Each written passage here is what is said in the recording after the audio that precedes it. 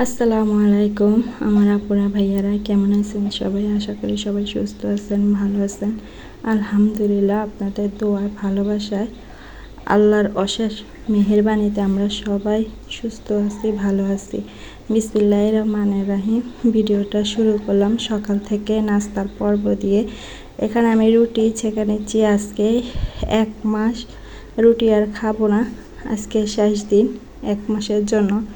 এই যে রুটি বেলে তারপরে রুটিটা ছেঁকে দিচ্ছি। আব্দুল্লাহর বাবা, আমার ভাগিন, আমার শাশুড়ি সবাই আসছে, ঘুমেতে উঠে গেছে, তা আমি এখান দিয়ে রুটি বানাচ্ছি, ছেঁকে নিচ্ছি।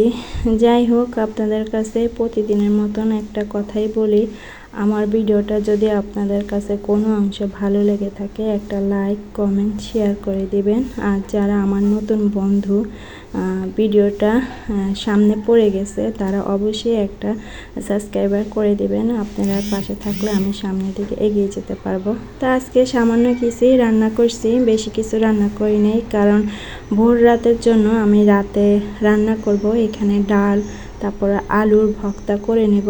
আর এখান দিয়ে চা খাচ্ছি। আসলে আমি রোজার মাসে 1 মাস আমরা চা তেমন বেশি খাই না, তো এখান দিয়ে চা খাচ্ছি। আর প্রেসার কুকারে আলুটা সিদ্ধ হয়ে গেছে আমার। আর আব্দুল্লাহ, দেখেন একটা কথা বলি, আব্দুল্লাহকে আমি এখানে চিনি দিছি আর পরোটা দিছি। আমরা যেভাবে ভাজি বা তরকারি দিয়ে পরোটা বা রুটি খাই, আব্দুল্লাহ আমাদেরকে ফলো করে ওইভাবে খাওয়ার চেষ্টা করে। মাশাআল্লাহ, ছেলেটা যেন আল্লাহ বুদ্ধি দেয়, মানুষের মতন মানুষ হয়, এটাই দোয়া করি।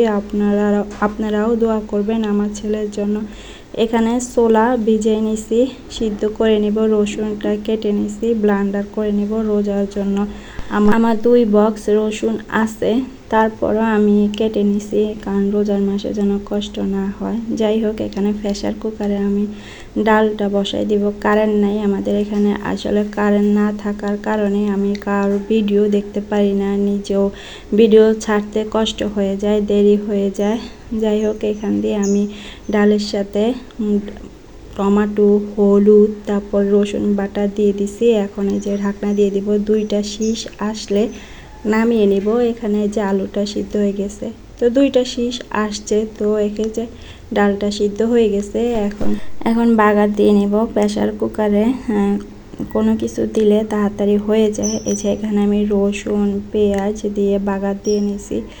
তো এই যে সুন্দরে হয়েছে, খেতে অনেক মজা হয়েছে। যাই হোক, সবাইকে জানাই রমজানের শুভেচ্ছা।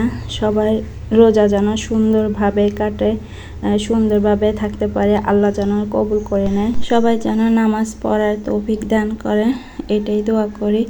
যাই হোক, এখান দিয়ে আমি ডালটা বাগার দেওয়া হয়ে গেছে। এখানে আলু ভর্তাটা বাগার দিয়ে নেব। আসলে আমাদের ঘরে এভাবে পছন্দ করে, তা আমি যেভাবে রান্না করি তা আপনাদের সাথে শেয়ার করি। আমি কোনো রান্নার কোনো এক্সপার্ট না। যাই হোক, এখানে আব্দুল্লাহর বাবা জিরা আনছে, ওই জিরাটা আমি ধুয়ে নিছি। ধুয়ে তারপর রোদে দেবো। আমরা সবসময় এভাবে জিরা ধুয়ে নিই। আর আমরা যে জিরার মধ্যে অনেক বালু থাকে বা কিছু থাকে, তার জন্য সন্দেহ লাগে, তারপরে আমি জিরাটা ধুয়ে নিই। যাই হোক, ভোর রাতের জন্য রান্না করতে আসছি। সবাই নামাজ পড়ছে, আমি নামাজ পড়তে পারি নাই। এখানে কলিজাটা সিদ্ধ করে নিচ্ছি। আব্দুল্লাহর বাবা মাছ আনছে, ওই মাছটা কেটে নিচ্ছি আর ধুয়ে নিচ্ছি, তার জন্য দেরি হয়ে গেছে। যাই হোক, আমি কিন্তু নামাজ মিস করি নাই। আমি এখানে কলিজাটা বসাই দিয়ে তারপর নামাজটা পড়ে নেব।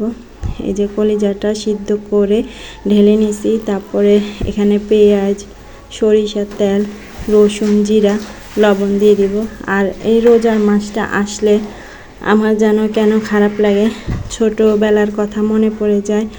আম্মা সব সময় ভোর রাতে রান্না করতো। আমরা কিন্তু, আমার জন্ম কিন্তু ঢাকায়, আমরা ইদারিং হয়েছে বাড়িতে আসছি, আমার বিয়ে কিন্তু বাড়িতে হয়েছে। মনে হয় যে ছোটোবেলার সময় চলে যাই।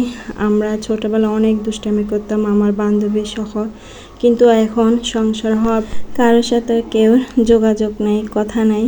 আসলে ছোটোবেলা যখন রোজা আসতো তখন আমরা কার আগে কে উঠবো এটাই চিন্তা করতাম।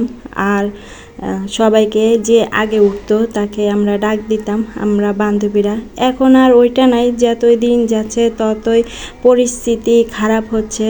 আমরা যেরকম ছোটোবেলা দুষ্টামি করছি, এখন দেখবেন ছেলেমেয়েরা ওইটা নাই। আমাদের ছোটোবেলা গেছে অন্যরকম, এখন ছেলে মেয়েদের ডিজিটাল যুগ।